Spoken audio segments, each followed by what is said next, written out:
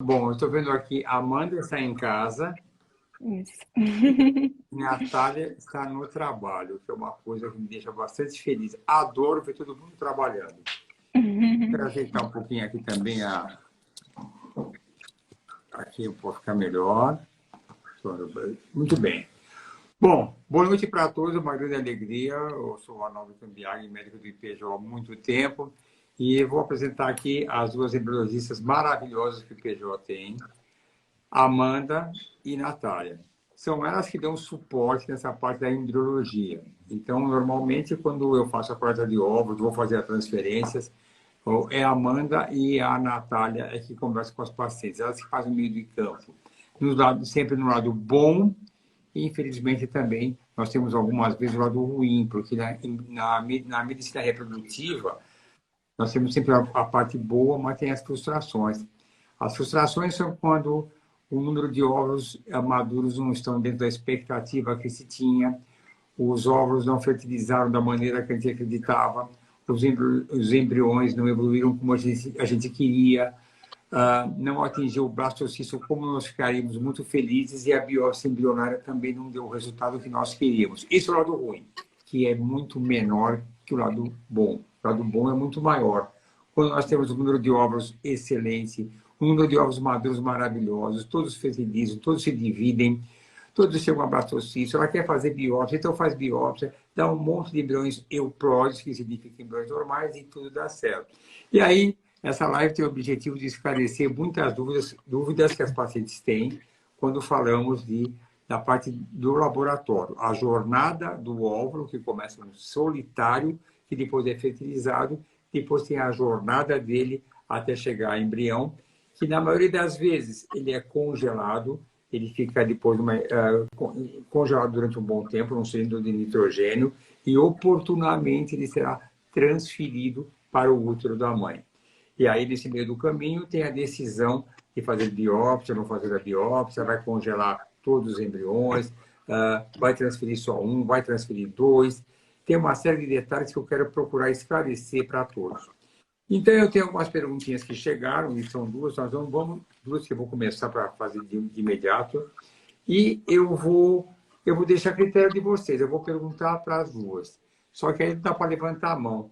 Aí eu vou deixar e vocês falam. Eu respondo. Eu vou começar Tá com uma bom. pergunta tranquila, que é o que a gente sempre pergunta, mas o meu embrião é de boa qualidade? O meu blastocisto é de boa qualidade? Como nós podemos definir um embrião de D5, que é a maioria das vezes, mas eu lembro que pode ser D6 ou D7, até ter uma publicação de um D8. Como nós avaliamos se aquele embrião ele é bom, é médio ou mais ou menos? Quem é que vai responder primeiro isso? Nossa, Acho pai, que a quer gente responder ou pode quer que eu indo. responda? Juntas. Acho que a gente pode indo completando, né? Tá bom, estou esperando então. Tá. Eu vou Então começar vamos e a lá. Amanda pode terminar depois. No dia 5 do desenvolvimento, dia 6, dia 7, a gente avalia alguns parâmetros, né, que são essenciais para a gente classificar esse embrião. O principal, né, o que a gente vê é o grau de expansão do embrião. Então, tem uns critérios que a gente avalia, vai de 3 a 6. Quanto maior o número, maior está o embrião, então as chances são mais bonitas, né? E aí também a gente classifica a quantidade de células que tem dentro desse embrião. Aí a Amanda pode continuar aí para... Então, exatamente, esse grau de expansão, que é bom explicar, que esse primeiro número que vai de 1 a 5 é o grau de expansão. Quanto maior o número, maior o tamanho do embrião, Melhor. maior vai ser o grau deles. Tá bom? Isso. E aí já entra aquela pergunta que você gosta de saber, o que é um blastocisto jovem, um blastocisto inicial, Era que é isso que eu ia aquele falar embrião agora. que ainda não se expandiu. Então, cuidado que me dá palpite, eu falo. Pronto, não falo mais nada agora. Então, Não, pode falar. Era isso que eu ia falar agora, que o blastocisto jovem é aquele que a gente chama de B1 ou B2, que tem um grau de expansão, mas está começando só a se desenvolver.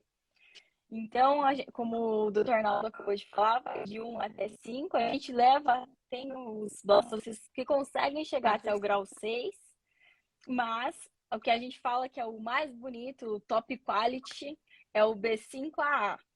Então, o AA são as duas letrinhas que a gente usa, tanto AA, AB, BA, BB, CB, BC. A primeira letrinha a gente identifica, né, a massa celular interna desse embrião, e a segunda letrinha a gente identifica o trofectoderma. Então, a massa celular vai virar o embrião, o bebezinho, e o trofectoderma vai virar a nossa placenta.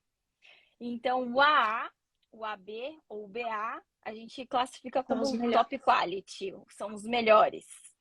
São os nossos melhores embriões, que tem uma taxa maior de sucesso. Então, são eles. Então, e é bom deixar claro que o embrião que tem maior taxa de sucesso, que é o 5A, não significa que o inferior de 4 cc, por exemplo. Onde eu fiz uma pergunta para a Natália que eu adorei a resposta dela. Para saber, a Natália está grávida. E quantas semanas você está, Natália, já mesmo? A Natália está... Calma aí que deu uma travadinha. Natália, hein? Mas eu acho que ela tá... Deu uma travadinha. Foi? Voltou. Eu estava falando que eu fiz uma pergunta para você que eu gostei da sua resposta. Travou outra vez. Que eu fiz uma pergunta para você e você... Está me ouvindo bem? Tá, Natália?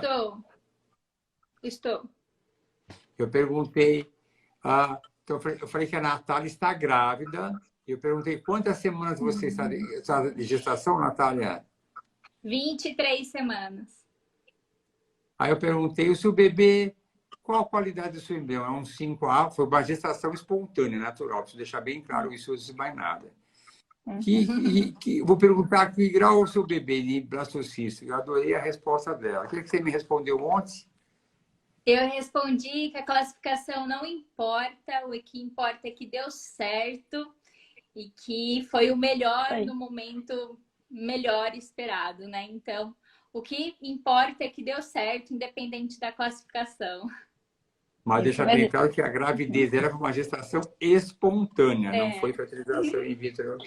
Mas é isso que a gente fala mesmo para os pacientes, que independente da qualidade do embrião, a gente tem taxas positivas, taxas lindas de gravidez, de sucesso.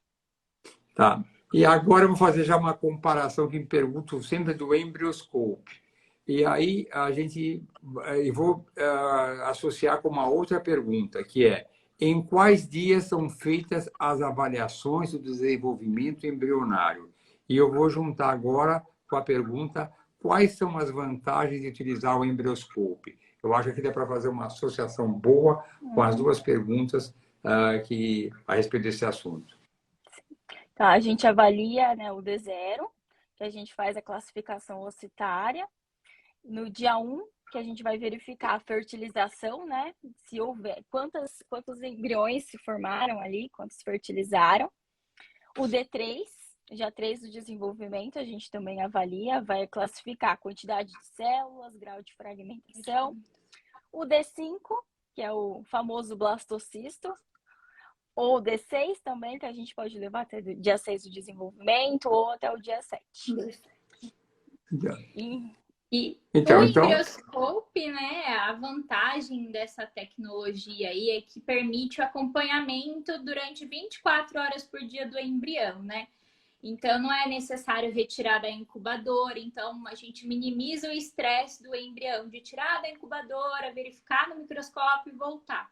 Então, as chances de minimizar, né, esses impactos do embrião, a gente já anula essa parte aí, né? Então, além de formar um vídeo, né, no final, que é um time-lapse, né?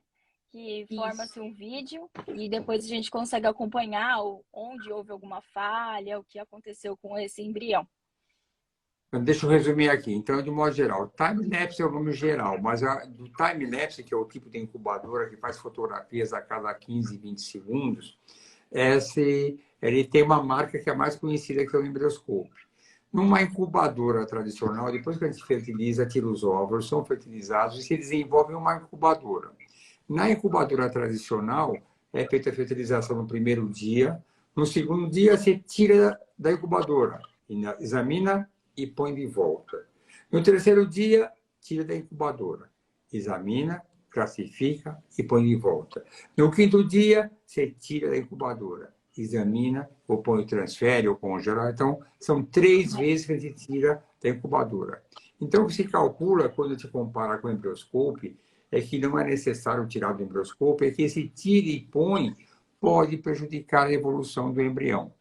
E eu tenho um caso muito atual, e estou combinando com a paciente que agora há pouco estava para fazer a transferência, e ela não conseguia, nunca teve um blastocisto. Então, eu tinha programado para ela que iríamos congelar no D3. Aliás, tem uma pergunta sobre D3 e D5 aqui. Porque ela não tinha, então eu tenho alguma experiência anterior de pacientes que não conseguiam ter blastocisto, eu transferi em D3 e teve resultado. Então, a opção que eu dei foi, colocamos o embrioscope, os embriões. Quando chegou em D3, já tinha 5 embriões. Aí eu falei, vamos tirar os 2 melhores, que eram razoáveis, e vamos congelar, porque eu quero garantir para ela a transferência, porque foi o que nós combinamos. E vamos deixar os outros que nunca chegaram ao blastocisto, ver se chegam. E um deles alcançou o blastocisto, muito bonito. Sim. E aí vem a conclusão. Será que desta vez ela conseguiu, porque a incubadora, que evita eu tirar e pôr para analisar, a manutenção no mesmo meio, no mesmo ambiente, ajudou a chegar ao blastocisto? É uma possibilidade que já é considerada por muitas clínicas no mundo inteiro. Ainda não é uma coisa que está consagrada, mas pode ser uma possibilidade. Então, o embrião, a incubadora embrioscope, promete levar uma vantagem por mantê-la sempre dentro do mesmo ambiente, não ficar tirando e colocando. Então, pode representar uma vantagem. E já pegando uma carona naquela pergunta que veio, ela falou que só consegue embriões em D3 se tem chance de engravidar. Eu tenho muitas histórias de pacientes como essa que eu falei agora. E uma que eu lembro nesse momento é uma paciente que sempre tinha 4 embriões em D3 e nunca chegava a blastocisto. Umas 3 tentativas não chegava a blastocisto. E aí vem a proposta, deixando bem claro que o preferencial é sempre o blastocisto. Mas nós temos que identificar cada paciente qual é a real necessidade dela. Não são tratamentos padronizados. Falei, bom, se você sempre teve uns 4 embriões, vamos estimular. Quando chegar em D3, se for o mesmo resultado, nós transferimos em D3 e os outros 2 também aguardamos um blastocisto. Seria uma garantia que esse é o mesmo resultado.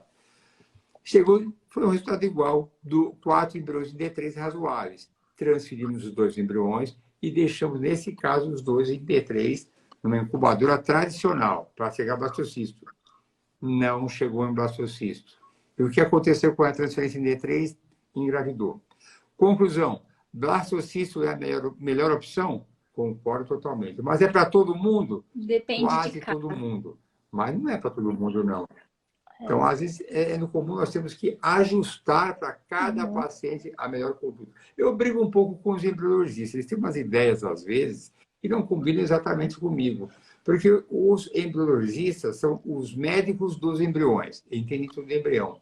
Mas eu entendo da paciente. E aí, a gente tem uma visão, eu, particularmente, um pouco diferente, que às vezes eu tenho que conversar com calma. E aí, até aproveitando uma carona na explicação anterior, que o melhor embrião é aquele que está expandido. Mas, às vezes, a paciente tem algumas que não conseguem expandir o embrião. Então, vamos transferir esse embrião jovem? Nossa, fala a embriologista. Não, vamos esperar. Eu falo, vamos transferir. E aí dá certo. Então, cada caso é diferente do outro. Aqui tem uma pergunta que também é muito comum. É muito comum pacientes que fazem um tratamento em uma clínica e, por razões particulares, resolvem para outra clínica. Mas elas têm embriões congelados em outra clínica.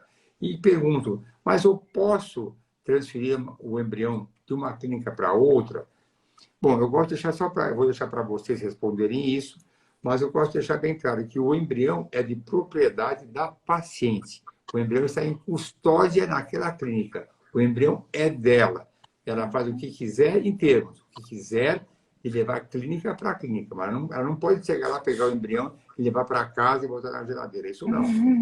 Eu tenho que pegar e ir para outra clínica. Então, conta para mim quando eu mando para vocês. Eu falo, olha, ela fala, eu quero passar para nós o embrião. Eu falo, fala com a Amanda ou com a Natália, elas que resolvem esse problema. Não tem nada a ver com esse problema. Como é que acontece? É possível fazer e é muito comum, né, as pacientes fazerem o transporte de embrião, óvulo, sêmen e fazer o tratamento aqui conosco, né? É um pouco burocrático, tem uma parte de documentação que tem que assinar nas duas clínicas, né? A gente vai agendar com a transportadora, é tudo feito monitorado, vai fazer a regulação do nitrogênio, então é tudo certinho e fiscalizado. Por isso que a paciente não pode pegar, levar para casa ou fazer o transporte do jeito que bem entender, né? Mas é possível sim, é super comum. E não demora também, é rapidinho. Então, a gente tenta fazer o mais rápido possível, porque às vezes a paciente precisa de uma amostra seminal de forma rápida ou do embrião mesmo para fazer a transferência. Então, a gente sempre corre para conseguir trazer o mais rápido possível. Então, para completar, essas são transportadoras especializadas em transporte biológico. Então, são empresas que fazem isso do ponto de vista ético correto. E, normalmente, elas cobram o valor para o paciente de acordo com a distância. Então, já tivemos pacientes que trouxeram do exterior, que é um valor exorbitante, mas é um problema entre ela e a transportadora. Então, se ela mora no Rio de Janeiro, então ela vai ter um valor específico para aquela distância.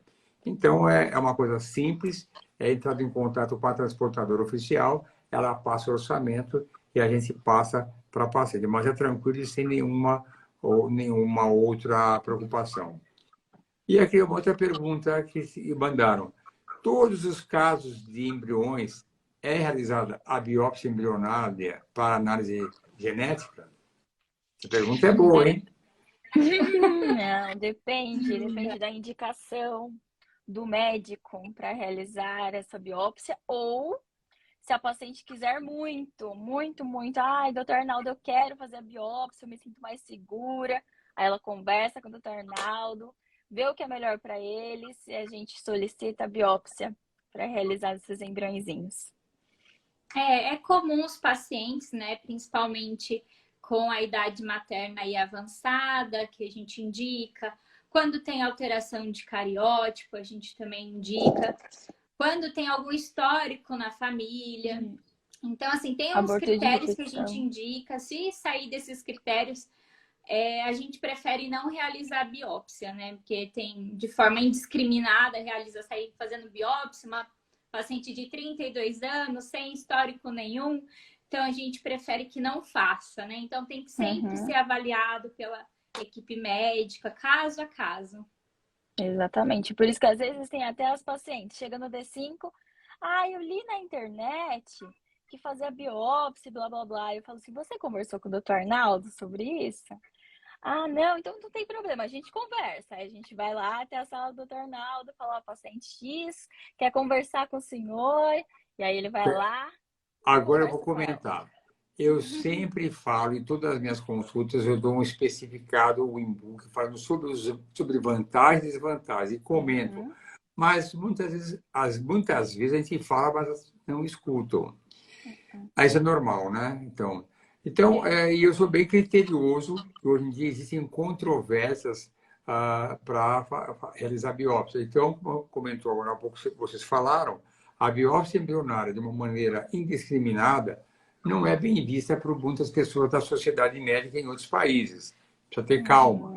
As indicações de biópsia embrionária podem ser por idade avançada, antes era 40 anos, hoje em dia a gente antecipa um pouco aos 48 anos. Eu não concordo e não recomendo de uma maneira por fazer com 34, 35 anos, eu vou explicar já por quê. Se o casal, alguém tiver alguma anomalia cromossômica estrutural, translocações, inversões, que podem aumentar a chance de uma malformação cromossômica. Se o casal tiver abortos repetidos, também pode ser uma boa indicação. Mas eu sempre falo que para prestarem atenção no consentimento informado que eles assinam, que também não leem. Tem lá um documento que eles têm que ler e assinar, a maioria simplesmente assina, mas tem duas cláusulas importantes. A número 1, a biópsia embrionária pode atrapalhar a implantação embrionária quando o embrião for euploide. Euploide é normal.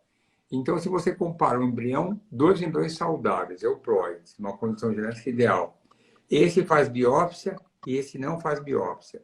O que fez biópsia tem uma chance menor de implantar do que aquele que não fez biópsia. Conclusão, você pode atrapalhar. Leia isso, paciente, leia lá. Não sei o que estou falando disso, está lá, mas não leem. E também o falso positivo. O paciente tem um único embrião, Aí vem aquele embrião alterado, ela fala, mas sem certeza? Eu falo, não, porque existe o falso positivo, eu comentei com você.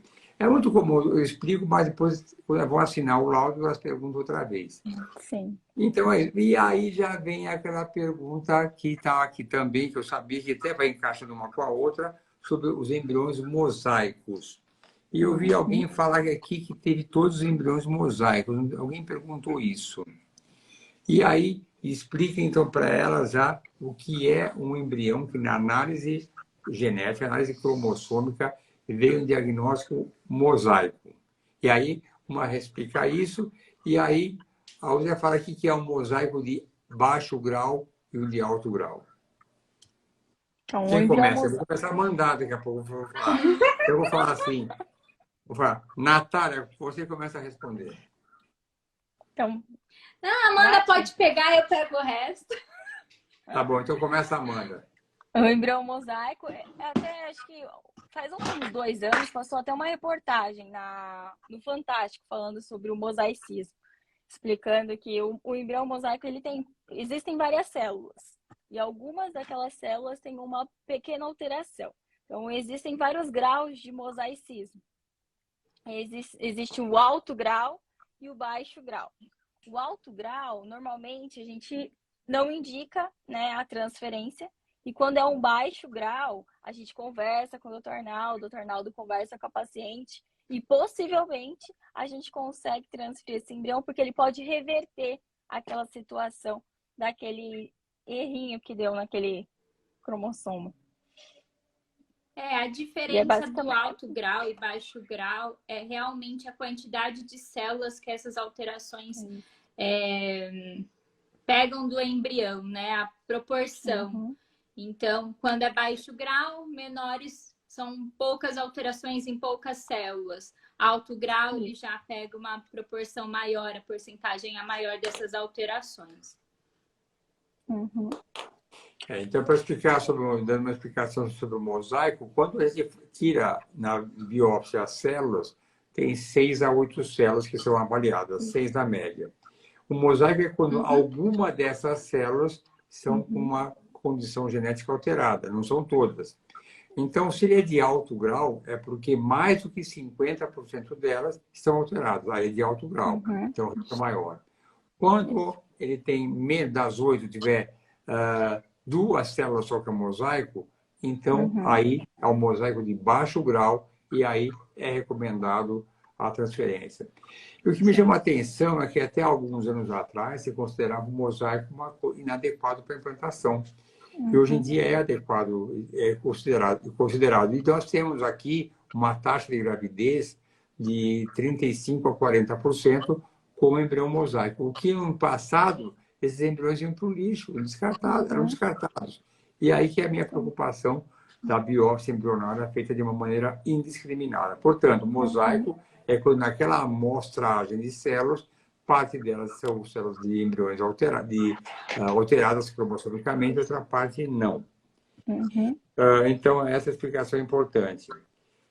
E aí, já falando sobre a biópsia embrionária, alguém perguntou aqui, embriões em D3 congelados podem fazer biópsia? D3, normalmente a gente não faz. A gente não faz fazemos. Caiu em desuso essa biópsia em D3, justamente porque avalia poucos cromossomos. É uma célula que a gente pode retirar do embrião. Então, especificidade do teste, ele cai. Então, em D5 é melhor. Maior quantidade de células, o embrião já está formado. D5. Sim, exatamente. É em D5 que a gente faz a biópsia. Eu vou fazer Ou em uma D6 pegadinha. Eu vou falar, claro que pode fazer biópsia em D3. É só você descongelar e esperar chegar até D5, viu? Como pode? Foi pegadinha Também isso daí, né? pode. Também pode. A gente Isso sempre faz pacientes acontece. desse jeito também. Para falar para as pessoas, por que eu me preocupo com a biópsia? Antigamente, a biópsia, que era pela técnica de Fischer, se fazia em D3, tirava uma célula. E depois se descobriu que uma célula não representava a totalidade do embrião. E aí se percebeu que muitas células poderiam se reorganizar e ver que aquele embrião era normal. E aí vem minha preocupação, quantos embriões já não foram descartados sem necessidade? Por isso eu sou cauteloso com a indicação indiscriminada da biópsia. Mas é assim mesmo. Algumas pacientes que congelaram em D3, a gente descongela o embrião, espera chegar no estágio mais avançado de blastocisto e aí faz a biópsia. Mas tirar células em D3, como era no passado, não se faz mais isso. E outra coisa que a gente sempre explica para pacientes também, quando chega no D5, elas perguntam, a gente pode fazer a biópsia só de um e congelar o resto? E depois fazer o descongelamento? Aí a gente fala, o ideal seria fazer a biópsia de todos nesse momento, e aí congela e já sai o resultado. E a gente sempre explica isso. Bom comentário, exatamente. Às vezes, porque quando para fazer a biópsia embrionária, num ciclo normal, que a pessoa vai fazer imediatamente, às vezes ela tem uma resposta tão boa e tem 5 blastocistos, por exemplo. E o valor da biópsia embrionária é cobrado por blastocisto, por biópsia. Então, nem todo mundo está preparado para pagar aquele valor. Uma biópsia embrionária, não sei quanto está custando agora, acho que é 2.000 e quanto? Nem sei quanto. Uns 2.600, 2.600. Então, se tiver 5 embriões, vai ser ao redor de 13 mil reais. Nem todo mundo está preparado. Então, o laboratório pergunta que é biopsiar quantos? 1, 2, por isso essa pergunta é muito comum. Você pode biopsiar só um ou não. Agora tem uma pergunta super atual aqui. Super atual, que todo mundo vai ter interesse e está muito angustiada com a resposta. E nós também estamos com alguns detalhes. Aqui a pergunta é, com a nova... ela falou legislação, mas é resolução, na verdade é a palavra correta, sobre a sexagem na TEC, poderemos escolher ou sabermos qual é o sexo? Essa sim é uma pergunta que eu chamo de cabeluda, ainda mais que é no dia seguinte da nova resolução que foi aprovada ontem. Respondam, depois eu faço meus comentários. Tá. Bom, na verdade, a gente escolheu o embrião, o sexo para transferir, a gente não pode, né? O paciente acaba ficando sabendo, mas escolher o sexo, eu quero que transfira uma menina, não pode escolher para transferir. E também no laudo vai sair, pode falar. No laudo agora, desde ontem, vai sair da paciente que fez ontem. Agora, os anteriores continuam do mesmo jeito, como a gente conversa com todos vocês. A gente vai ter que mandar o resultado do beta. A gente não, vocês, seus pacientes, mandam o resultado do beta para a Genomics. A Genomics vai passar para as pacientes o resultado, mas só com beta positivo. Então, isso deixa bem claro. Quando a gente fala em sexagem, significa você fazer o exame com o objetivo de definir o sexo e ter o único objetivo do exame é saber o sexo para a sua escolha. Isso é sexagem. Se você faz o exame porque você quer saber se tem alguma anomalia, alguma alteração cromossômica, então isso é um exame normal, para você ver se ele é euploide ou não. Quando chegar o resultado do embrião euploide, por exemplo, vai vir junto o sexo. Claro, se você tiver um único embrião, vai vir o cariótipo, você vai saber o sexo. Agora, se você tiver 3 embriões, a princípio, não vai saber o sexo. Agora, qual vai ser a tendência da clínica? A transferir o de melhor qualidade. Agora, eu quero deixar bem claro que essas regras estão um pouco obscuras ainda. Porque fala-se que quem, por exemplo, congelou o embrião ontem ou anteontem, não pode saber o sexo, o que seria uma coisa bastante injusta. Então, esses detalhes, porque essas resoluções, elas são muito superficiais, falta muita clareza. Então, tem algumas regras que vão se adaptando. Então, assim, solta o laudo, fala qual o sexo, mas você não pode escolher. E a tendência é escolher de melhor qualidade. Então, nesse item, ajustes deverão ser feitos. Ah, e também tem um ponto que existem as pacientes que não querem saber o sexo. Então, quem não quer saber o sexo, é só avisar a gente avisa a Genomics que a gente não quer saber o sexo. Deixa eu Aí vem explicar tudo para quem bem está no laudo. aqui, quem não conhece, que a gente fala Genomics com uma naturalidade, mas Genomics é a clínica de genética especializada em fazer análise das células. Como é que funciona o roteiro? Eu, clínico da paciente, faço toda a produção, organizo tudo, aspiro os óvulos. No laboratório, a embriologista fertiliza o óvulo, observa o desenvolvimento dele no laboratório. No quinto ou sexto dia, o embriologista, tira algumas células e encaminha para o geneticista na Genomics, que é a clínica responsável por analisar essas células. A Genomics envia o relatório para nós e aí a gente sabe quais são os embriões, 1, 2 ou 3. A gente fala assim, mandei 4 embriões. Ela pode falar, o 1 e o 3 são embriões saudáveis, que na verdade a gente falamos hoje em dia numa condição genética ideal. Os outros não. Então aí vai vir junto o sexo e aí a tendência é escolher no momento o de melhor qualidade. Deixa bem claro que esse detalhe está um pouquinho confuso, até que ponto numa opção pode haver uma certa preferência para um ou para o outro, ainda mais que nós falamos agora há pouco que o de melhor qualidade não significa que vai ter uma garantia de implantação. Eu tenho uma japonesa que me estou lembrando agora, que ela tinha 2 embriões, um 5AA e um 4CC. Transferimos o 5AA, não engravidou. Claro que fizemos alguns exames complementares, transferimos o 4CC e engravidou. Mas é lógico que a gente prefere o melhor. Uma pergunta que é boa também. Eu tenho um embrião formado em D6. Pode interferir na implantação? Que aí é aquela classificação que pode chegar até D6. Então, Vai lá, vamos lá. Nath. Essa a gente conversou hoje sobre isso. Um embrião em D6 ou em D7, ele significa que houve um atraso no seu desenvolvimento. Normalmente por níveis baixos de mitocôndria, que é responsável pela geração de energia.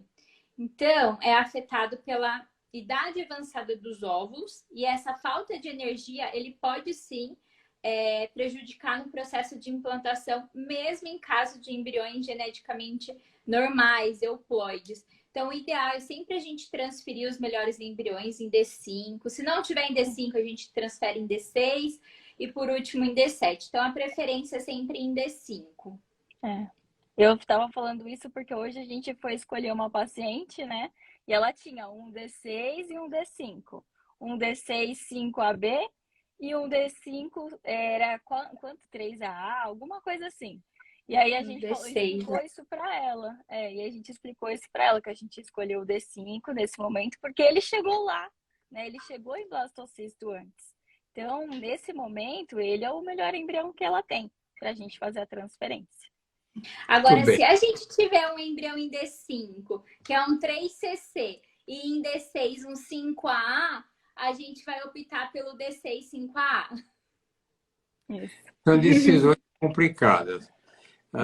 Eu gosto de dizer que eu sou um protetor do embrião. O embrião, para mim, é vida. Então, eu, particularmente, embora pela lei, pela ética, pode descartar embrião, eu não gosto disso. É um direito da paciente descartar, pela ética, é dela o embrião.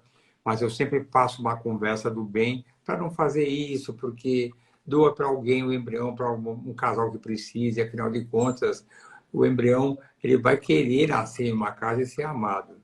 Então, quando eu ponho um embrião D5, D6, avalio as qualidades, é como eu imagino uma criancinha que começa a engatinhar com 5 meses, outra com 6 meses, acha que uma vai ser mais inteligente do que a outra.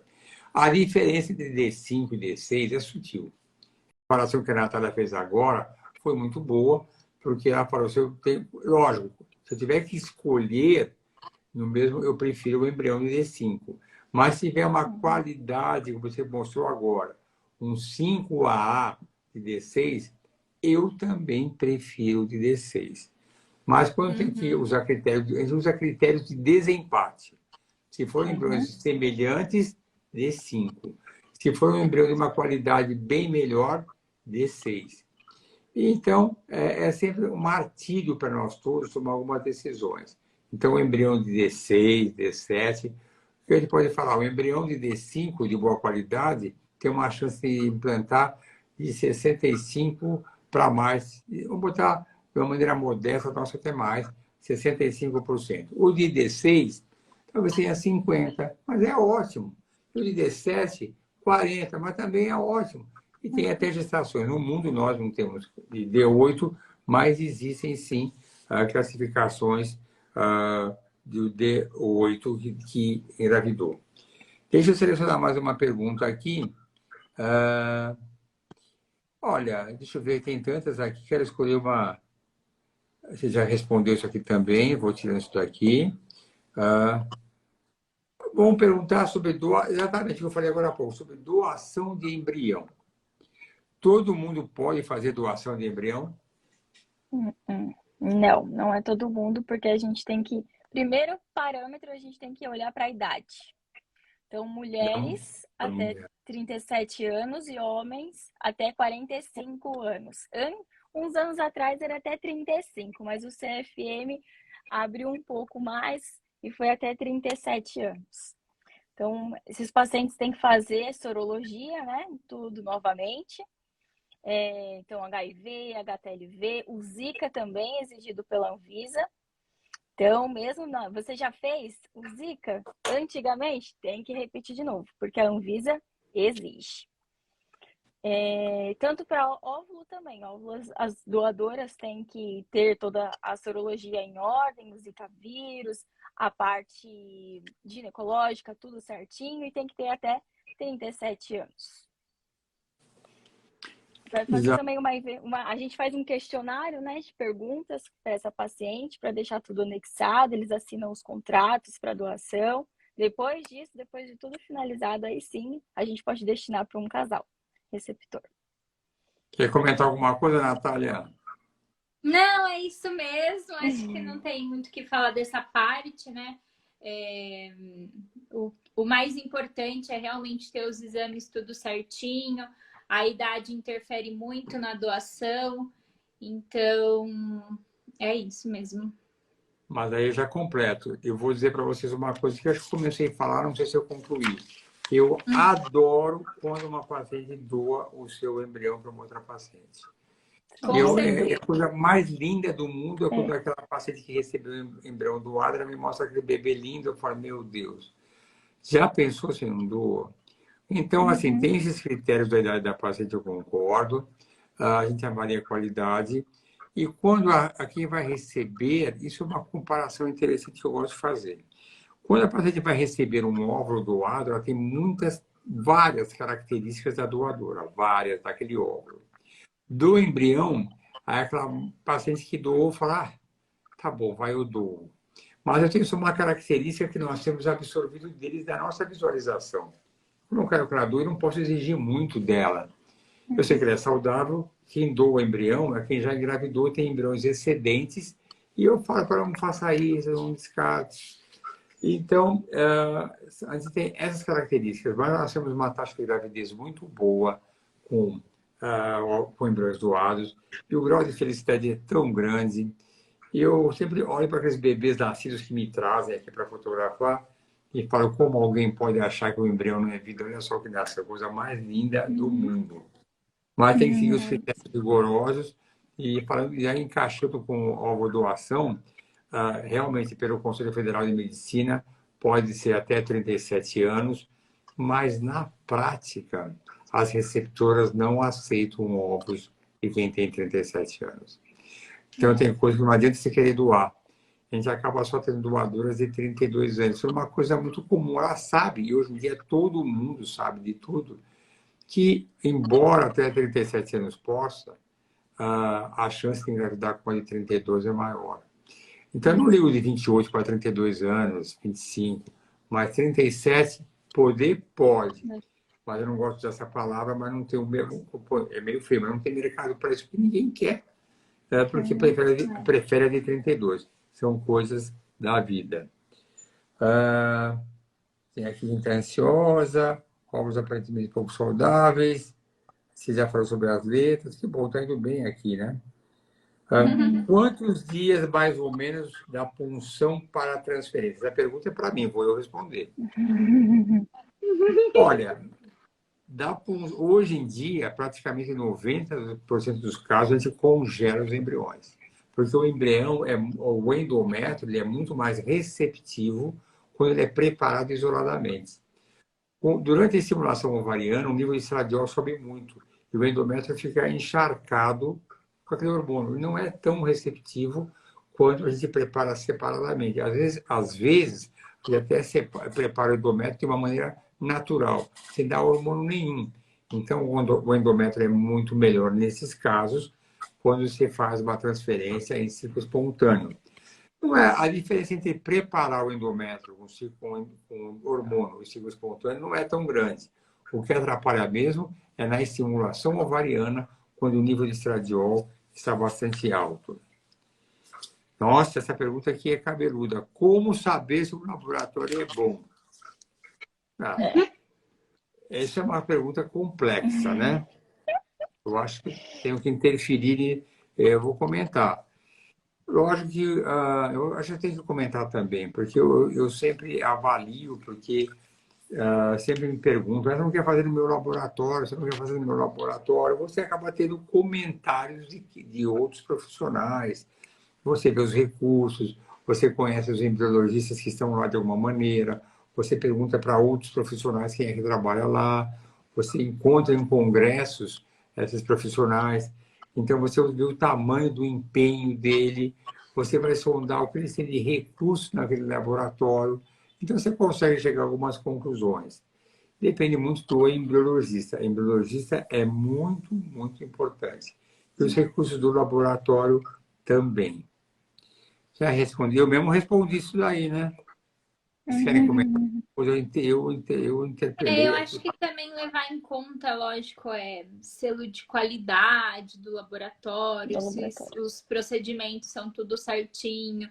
Então, assim, é muito procedimento que faz dentro de um laboratório. Então, pesquisar, ir atrás, visitar a clínica é muito importante. Sim. Eu acho uma boa ideia.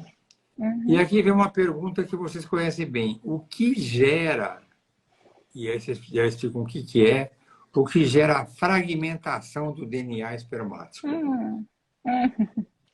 Esse daí é o meu TCC da pós. O que gera a fragmentação?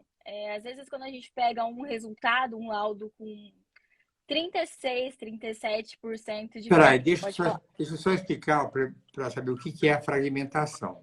Então, eu vou falar. O espermatozoide tem três partes: a cabeça, a peça intermediária e a cauda. Na peça intermediária fica concentrado o DNA, que vai ser transmitido para o embrião. E ele pode estar fragmentado mais ou menos. Então, se ele tiver uma fragmentação até, varia um pouco de laboratório para laboratório, até 15%, 16%, é normal. Então, é esse o objetivo do exame, avaliar a quanto está fragmentado. Desculpe, mas eu quis começar para as pessoas. Não, tudo bem. Então, ele é causado. O que acontece? Quando tem muita fragmentação nesse espermatozoide, é decorrente de uma má alimentação ou de práticas ausentes de exercícios físicos, obesidade, cigarro, tudo isso causa aumento de estresse oxidativo na célula, no gameta espermatozoide. no nosso organismo a gente tem os antioxidantes que vão combater esse alto estresse, né, na célula. Quando a gente tem uma má alimentação, o que acontece? Aumenta esse estresse oxidativo e a gente não consegue combatê-lo com o nosso próprio antioxidante, causando posteriormente, então, uma alta fragmentação. Então, obesidade, fumo, drogas em geral. Varicocele também, né? Varicocele quimioterapia, também. radiação. Isso. São todos fatores que ajudam a aumentar essa fragmentação. Uma vez eu tive um paciente que ele não tinha falado que ele trabalhava em estufa, que ele trabalhava com herbicida.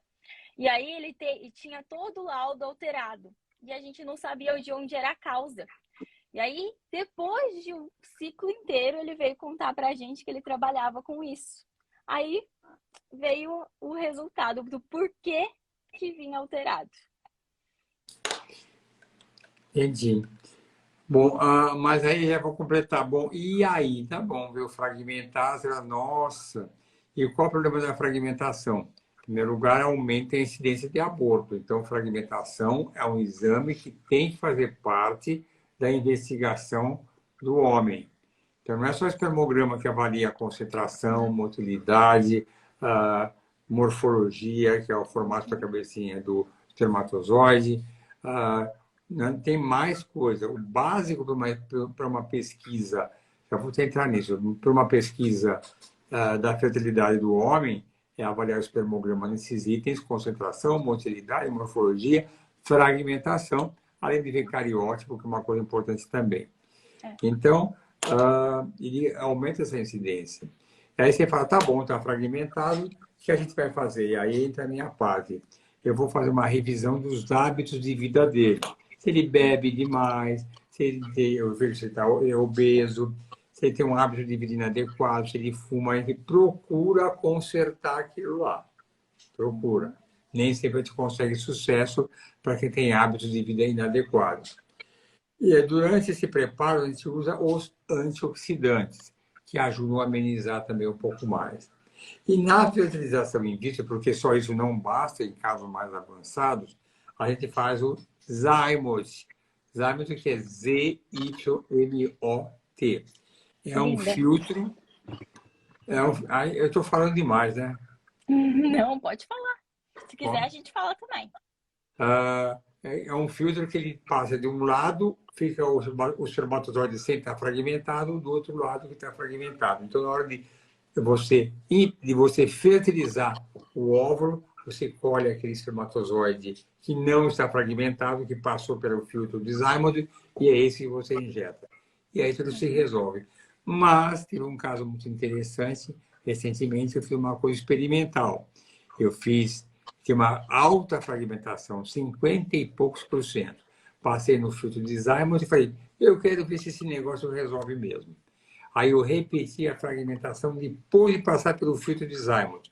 E quanto deu? 30%. Diminuiu, mas não resolveu. E aí vamos ter uma estratégia meio bem personalizada para esse paciente, para melhorar isso. Então, quer dizer que fragmentação é importante na pesquisa do casal. Sim. Mais alguma coisa, já que eu atropelei vocês? Não. Acho que em relação à fragmentação é isso. Eu acho que é um exame fundamental para todos os pacientes. E o Zymold também, foi excelente nessa nova biotecnologia que criaram. É prática, é rápida. Então, eu acho que é ótimo. Aqui tem uma pergunta assim. Meus embriões pararam em D4 com óvulos doados. Os meus próprios têm alteração. Será que o problema é com o meu marido? Pergunta capciosa. Realmente. Eu posso falar. Eu não deixo o vácuo. Olha, se pode ser, pode. Eu acho que eu vou falar do IPJ. Todas as nossas doadoras fazem cariótipo, para termos certeza que ela tem um mapa cromossômico, um perfil cromossômico ideal. Isso a gente faz para todo mundo. Então, não é. Elas são jovens, têm ovários bons, são saudáveis. Lógico que não posso julgar detalhes, porque se ela doou, ela pode formar óvulos com problema. Mas tem a lado masculino. Sabe se ele não tem fragmentação, se tem um cariótipo. Pode ser uma coisa ocasional. Aconteceu. Então, eu não vou falar é do seu marido, porque a pergunta você está perguntando, o problema pode ser com o marido? Pode, mas tem que investigar. Mas pode ser. Certo? Certo. Certo. Tá. E eu vou responder isso aqui. Alguém perguntou aqui para mim o que é uma má morfologia do óvulo? O que é isso? Quando o óvulo não está bonito. Quando o óvulo não está na metade. Você. Vou responder. A morfologia é a cara do óvulo, é como a gente vê o óvulo, né? Existem alterações que podemos encontrar nesses óvulos, né? Sendo extracitoplasmáticas e intracitoplasmáticas, né? Então, essas alterações podem envolver forma de tamanho, alteração de forma, alteração da zona pelúcida, alteração do corpúsculo polar, presença de vacúolo, de granulação, inclusões e entre outras alterações, né? Tudo depende de quanto que todas essas alterações estão presentes no óvulo para a gente decidir se vai fertilizar, se vai injetar ou não o espermatozoide, né? Então, todos os óvulos, eles são avaliados para decidir se vale a pena injetar o espermatozoide ou não. Quer completar alguma coisa? Além Não, de acho que é isso estar mesmo. na O óvulo é sempre... metafase 2. Desculpe, você ia falar. Desculpa, Amanda. Além de estar na metáfase 2, né, do desenvolvimento dele, que também a gente avalia. Porque o metáfase 2 é o estágio de maturação, né? A gente só consegue fazer a injeção se esse óvulo for maduro. Tá. Tem uma pergunta que eu vou pegar uma carona no que vocês explicaram. Qual a diferença de um embrião 3cc e um 4bb?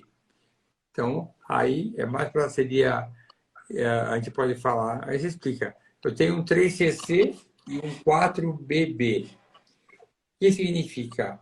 Lógico, o 4bb é melhor que o 3cc. Então, primeira pergunta do 3, qual é a diferença entre a expansão entre um 3cc e um 4bb? O grau de expansão do 4bb é maior, né? Então, ele está maior do que o 3cc. Então, ele acaba sendo aí privilegiado aí na hora da escolha. E então, até porque das classificações celulares, né? O bebê apresenta a quantidade de células boas, tanto na parte mais interna quanto na parte mais Deixa eu só externa interromper para botar de uma maneira mais assim, tá bom. Então, o 4bb tem mais expansão. Vamos comparar agora a primeira letra C do 3 com a letra B do 4. Qual é a vantagem comparando a C com o B, que é a primeira letra delas? Qual é a diferença? O B, ele tem muitas células, tá, na massa interna celular, só que elas estão mais soltinhas. O C, ele tem menos células do que esse B. São menos células, elas são mais dispersas. Então, o C significa que é mais dispersa a célula. Da célula é a parte interna do embrião. E o segundo C com o segundo B, qual é a diferença? O primeiro B, né, o segundo B, né, são poucas células, né, e o C é pouquíssimas células, é menos células ainda. Então, o que difere é a quantidade de células que estão na parte do trofectoderma, que é a parte mais externa do embrião, que é onde vai formar a placenta e os anexos aí embrionários. Tá bom, muito bem. Aqui estamos acabando, aliás, praticamente já acabou, né? O nosso tempo aqui bateu 1 hora aqui na nossa conversa. Então, já deu 1 hora direitinho. Então, olha, tinham mais perguntas aqui, mas não cabe aqui, mas são perguntas que muitas se repetem também. Eu vou riscando aqui, vejo que coincidem, que uma estava dentro da outra e já foi respondida indiretamente.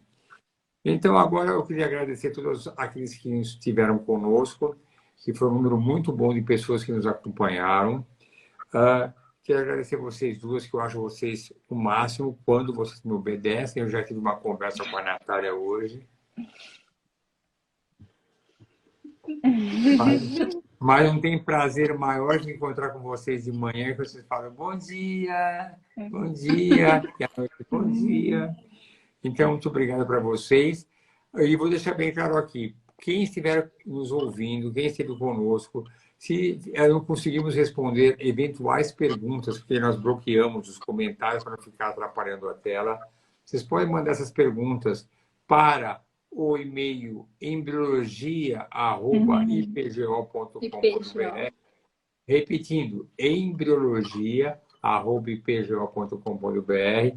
Mandem suas perguntas que a Amanda ou a Natália vão responder. E se dessas perguntas alguma for dirigida a mim, eu também, com o maior prazer e maior alegria, também eu respondo. Tá bom? Um beijo para vocês duas, um beijo para quem estiver nos ouvindo e nos encontraremos. Daqui a pouco a Natália está aqui em cima, né? Tá bom. Eu tô aqui, daqui a pouco eu vou aí. Você vem aqui já, tá bom. Aqui temos o mesmo lugar, que a gente trabalha até tarde. Então, um beijo para todo mundo. Até mais. Tchau, tchau. Um beijo. Tchau, tchau. Tchau.